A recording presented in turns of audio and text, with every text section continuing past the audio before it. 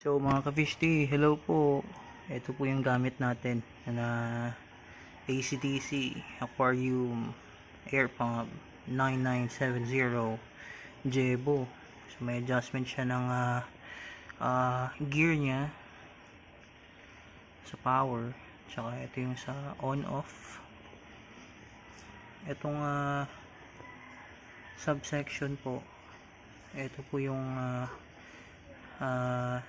ginagamit natin kapag brown out para tipid.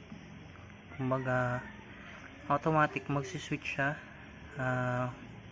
sa sa battery niya kapag nag brown out, tapos intermittent yung pagbigay ng air pump sa tank natin. So meaning paputol-putol, intermittent. Every 20 seconds siguro magbubuga siya, tapos 20 seconds ulit mag-off siya. So yun, repeat, paulit-ulit lang. So full blast nito, tapos intermittent itong subsection niya, umabot ng 20 hours. So sulit po itong ano na to, Jebo air pump na to. Bali 24 hours nga pala yung power outage natin mula kahapon hanggang kanina. So thank you Lord at walang nadali sa isda natin, lahat nasagip natin. Maraming salamat Lord. Kung wala kayo, wala kami. Thank you. Hello guys. So ito po ngayon update lang. Kanina pa walang kuryente. So yan, may date naman po, may time. And wala talagang kuryente. And kumbahay din wala. And sakyan yung ilaw, napakadilim. So hopefully na bumalik ng kuryente kasi duty pa mamaya.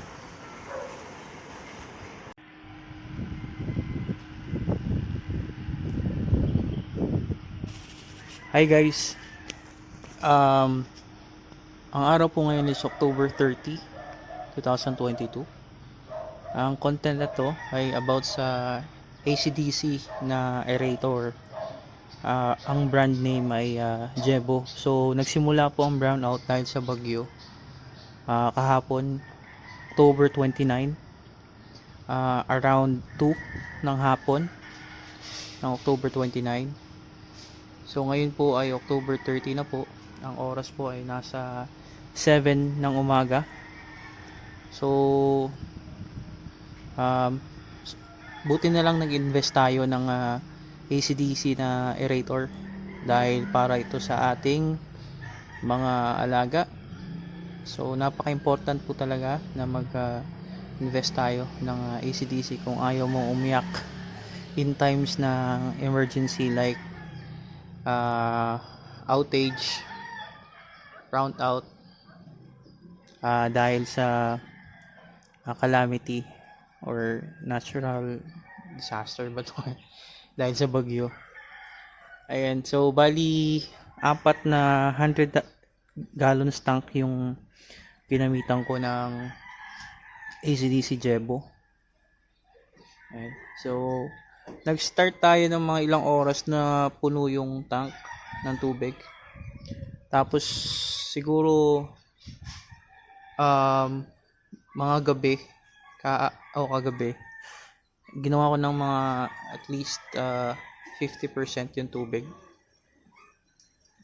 Pinabaan ko na para hindi masyadong malalim, merong space para sa oxygen.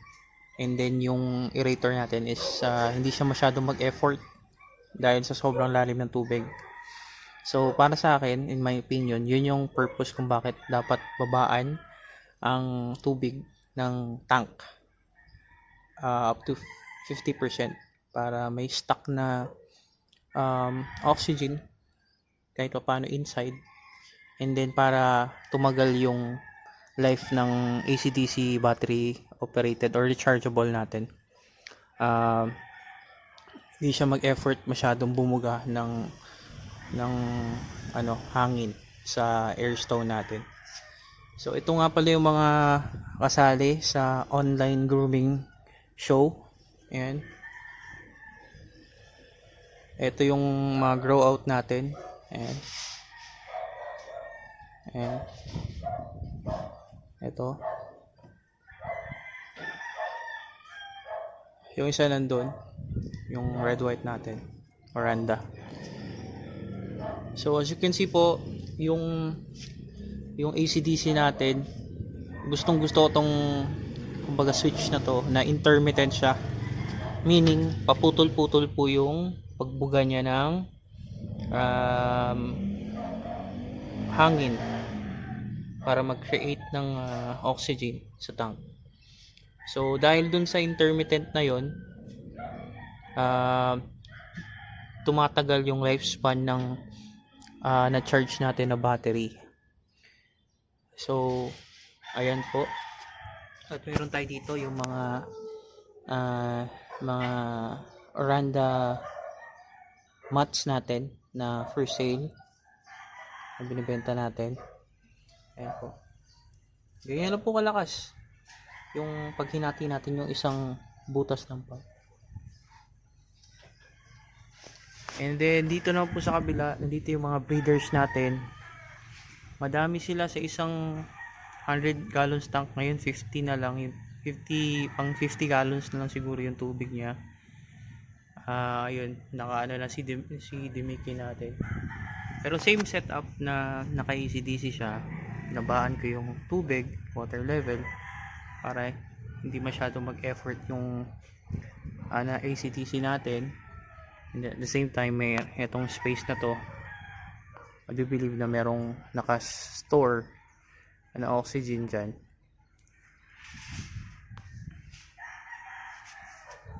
Okay. The same din na intermittent, kaputol-putol yung pagbuga ng hangin niya from the pump para mag-create ng oxygen. And then so tatlo na yun. Actually yung isa natin is mga fries. Hindi ko alam kung makita ninyo, but ayan siya.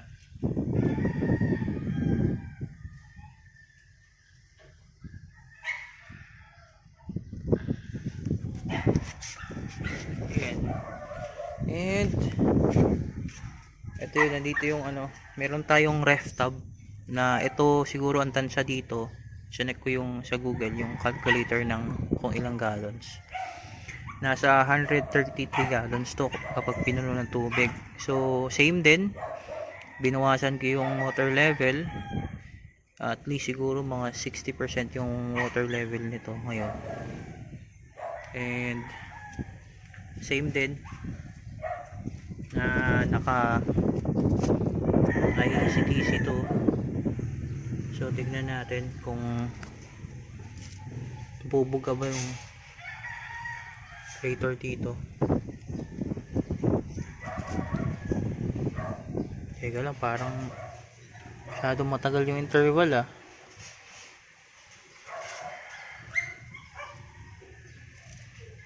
So yung AC/DC nito nakakonect sa yung nasa right side kanina. So titignan ko kung naubos na ba yung battery niya, kasi nag-start pa yan ng 2 PM kahapon, October 29. Ngayon po ay October 30 na.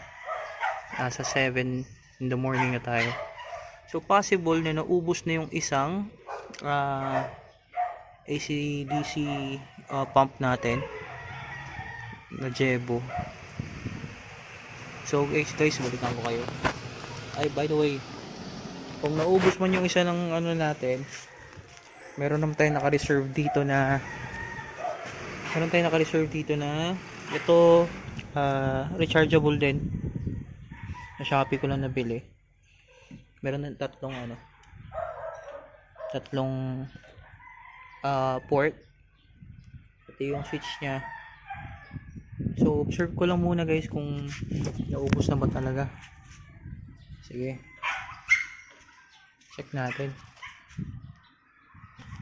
Hintayin ko kung mababos ba to or hindi. If not, isa-set up ko na.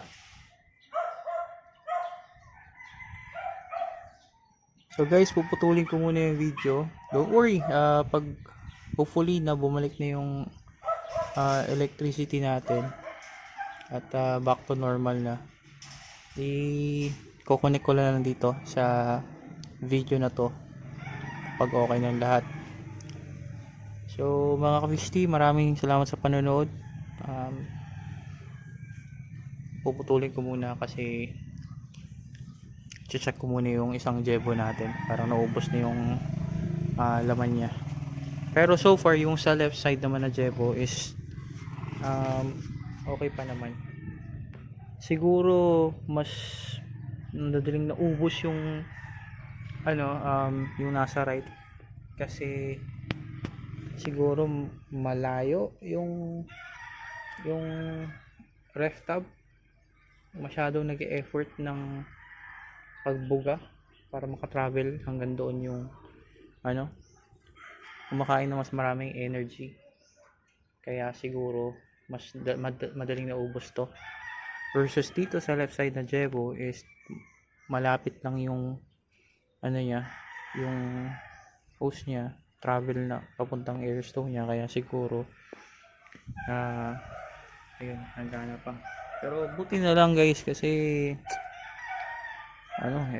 importante itong ma-maintain natin kasi kasali ito sa competition eh. Pero dapat sila lahat, ang aim natin sila lahat is mag-survive. So whatever happens, gagawin ko na lang yung best ko para mag-survive silang lahat. Meron pa naman tayo diting isa pang naka-ready. So dalawa yung rechargeable nating pump. Although siguro nasa lang to, 3 wattage or 2, hindi ko alam kasi sa Shopee ko lang dito nabili. So ayun guys, whatever happens, laban lang tayo, magdasal lang tayo na maging okay yung lahat. And check ko lang tong isang AC/DC pump, at again update ko kayo pag okay ng lahat. Whatever happens guys, Jesus first tayo. Amen. And sa lahat po na hindi pa nakapag-subscribe, like, share, comment, and also pag nag-subscribe kayo, please pakihit na rin po yung bell notification para pag may update tayo notify kayo automatically ni YouTube. So maraming salamat guys mga ka-Fish Tea. Maraming salamat. Kukunin ko na lang yung second video dito. Hello mga ka-Fish Tea, gusto ko lang kunan tong update na to kasi iba talaga pala pag inalagaan mo yung tubig ng tank ninyo. Nilagyan nyo ng magandang filtration. Dapat overpower yung filtration, tsaka maraming media, tsaka lagyan nyo din ng halaman para dagdag oxygen or pag-produce ng magandang good bacteria. So opinion ko lang naman po ito based on experience lang. Ngayon po 24 hours na pong brownout yung area namin. Sa kabilang kanto meron namang electricity. Pero ngayon po inoobserbahan ko po na kinumpare ko lang tong kinugroom ko, itong grooming tank ko na talagang para sa akin goods na goods yung filtration niya versus po yung mga iba kong tank dito na single lang po yung kumbaga sakto lang yung filtration nila, hindi naman mababa pero sakto lang. Iba yung oxygen supply, mas mabilis yung hindi ko grooming tank, yung community tank ko lang. Although itong grooming tank ko crowded nga sila eh. Yung community tank ko siguro mga pang community tank yung rami nila na quantity ng isda sa loob ng tank.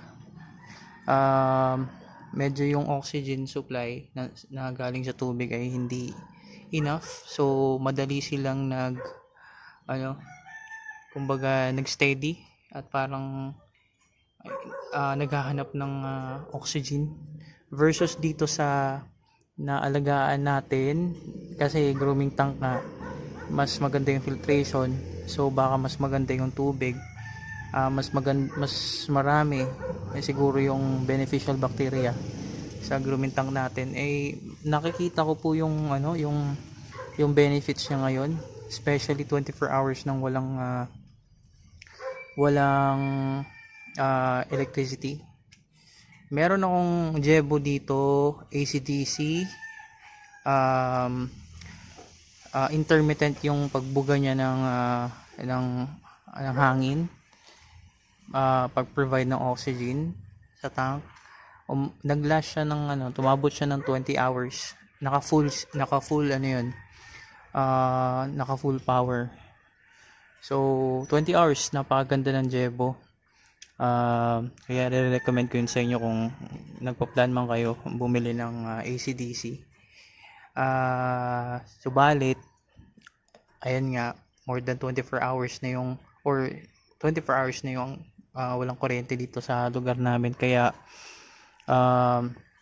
ngayon meron akong extra dito na chargeable air pump, tsaka dalawa to.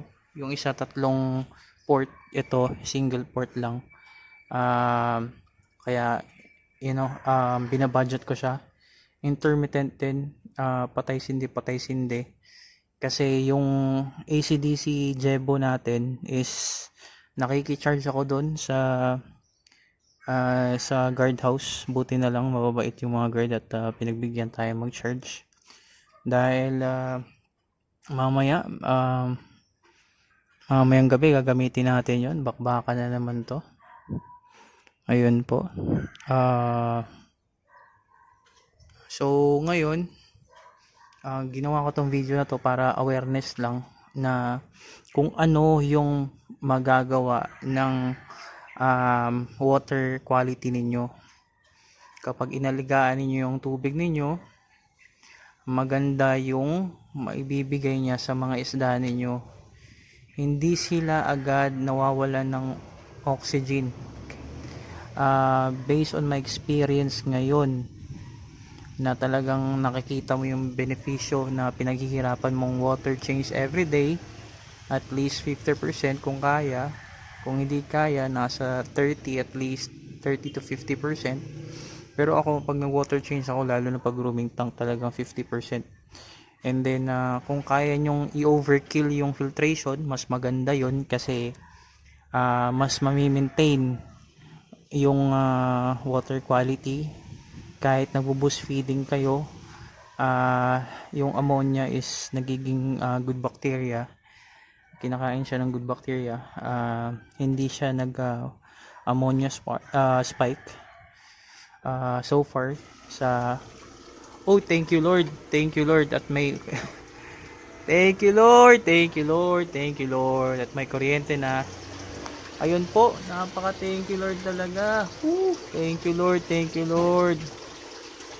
The best. Thank you Lord. So, ayun. Napakagandang content na to. Napakagandang to. Tingnan. Kasi Jesus first tayo, mga ka-50. Huwag niyong kalimutan yan. Kahit anong mangyari, magtiwala lang at huwag mawawala ng pag-asa. Manali kayo kay Jesus. So para sa akin, ito yung pinaka the best na content na nagawa natin, mga ka-50.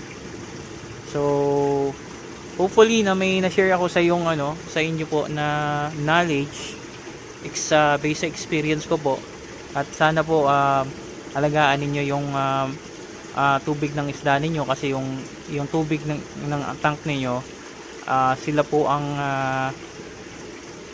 first aid sa isda ninyo. For example, when it comes to ammonia spike and power outage sa lugar ninyo. So nire-recommend ko po at least Jebo AC/DC, or yung mga pang heavy duty talaga like Rizan or ayun, Hialeah. Hindi ba yun? Sorry, hindi ko kabisado.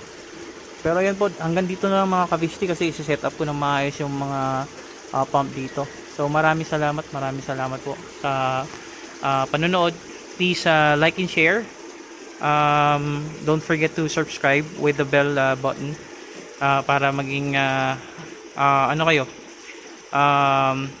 updated kayo sa mga susunod nating content na nakakatulong sa pag goldfish keeping. Maraming salamat po. God bless kayo. Tandaan niyo po, whatever happened,